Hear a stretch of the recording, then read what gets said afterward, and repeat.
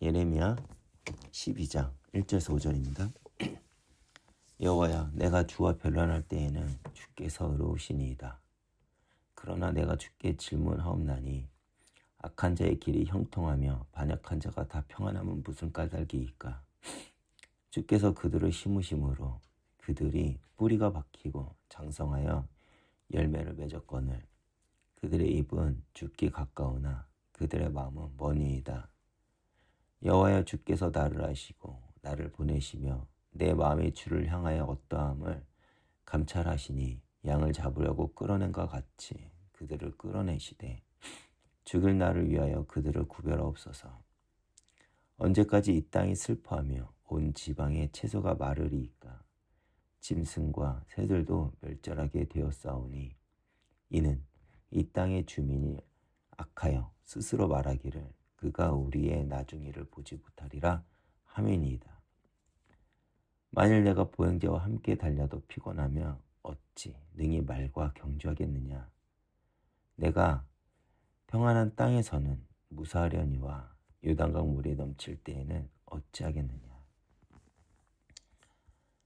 예레미야 11장에는 이스라엘 사람들이 하나님의 선지자를 거부하는 것을 넘어 예레미야를 죽이려 합니다.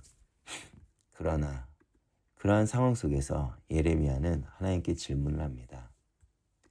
1절에 악한 자의 길이 형통하며 반역한 자가 다 평안하면 무슨 까닭이일까? 쉽게 말해 악한 자들이 잘 되는 이유가 무엇인가입니다. 이 질문은 시편 73편 아삽이 질문한 내용과 동일합니다. 시편 73편에서 하나님의 대답은 무엇입니까? 악인의 형통을 부러워하지 말라. 지금은 형통한 듯 보여도 결국에는 영원히 멸망받는 지옥에 떨어질 존재라고 말씀하십니다. 그리고 4절에 또다시 예레미야는 질문합니다.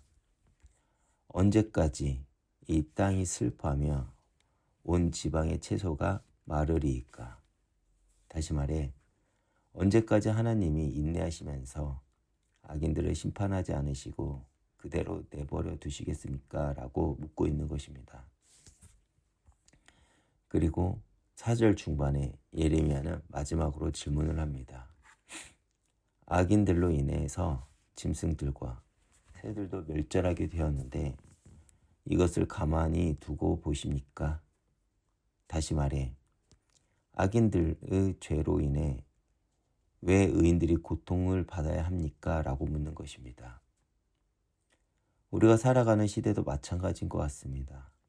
복음을 알고 예수를 믿으면 잘 돼야 하는데 사실 우리들의 삶을 돌아보면 그렇지 않습니다. 하나님은 우리들의 삶을 풍요하고 평안함으로 이끄는 것이 아닌 앞이 보이지 않는 막막함으로 인도하시는 것만 같습니다. 그러면서 하나님을 모르는 세상을 보면 잘 되는 것 같고 너무나도 풍요로운 것 같습니다. 마치 예레미야의 질문이 현대를 살아가는 우리의 질문과 너무나도 비슷합니다. 그러면서 예레미야는 간구합니다. 3절 중반에 양을 잡으려고 끌어낸 것 같이 그들을 끌어내시되 죽일 날을 위하여 그들을 예비하소서라고 하였습니다. 쉽게 말하면 어떻게 하나님의 선지자가 이런 끔찍한 기도를 하는가 싶지만 예레미야는 지금 이기적인 동기와 사사로운 복수심으로 구하고 있는 것이 아닙니다. 하나님의 영광을 위하여 공의로운 마음을 가지고 간구를 하는 것입니다. 그것을 어떻게 할 수 있습니까? 3절에 보면 여호와여, 주께서 나를 아시고 나를 보내시며 내 마음이 주를 향하여 어떠함을 감찰하시오니 라고 기록을 하고 있습니다. 그러는 예레미야에게 하나님의 응답은 무엇입니까? 바로 5절의 내용입니다. 만일 내가 보행자와 함께 달려도 피곤하면 어찌 능히 말과 경주하겠느냐? 내가 평안한 땅에서는 무사하려니와 요단강물이 넘칠 때는 어찌 하겠느냐라고 하십니다. 이 말이 무슨 뜻입니까? 쉽게 이야기하면 지금 너의 상황에서 힘들다고 하면 나중 심판날이 올 땐 너는 어떻게 견디겠느냐라고 하는 것입니다. 우리도 마찬가지겠죠. 오늘날 왜 교회가 무너지고 예배가 무너지고 다음 세대가 교회를 떠날까요? 바로 오늘의 현실을 이겨내지 못해서 그렇습니다. 수많은 성도들이 믿음을 지키지 못하는 이유에 대해서 이야기를 합니다.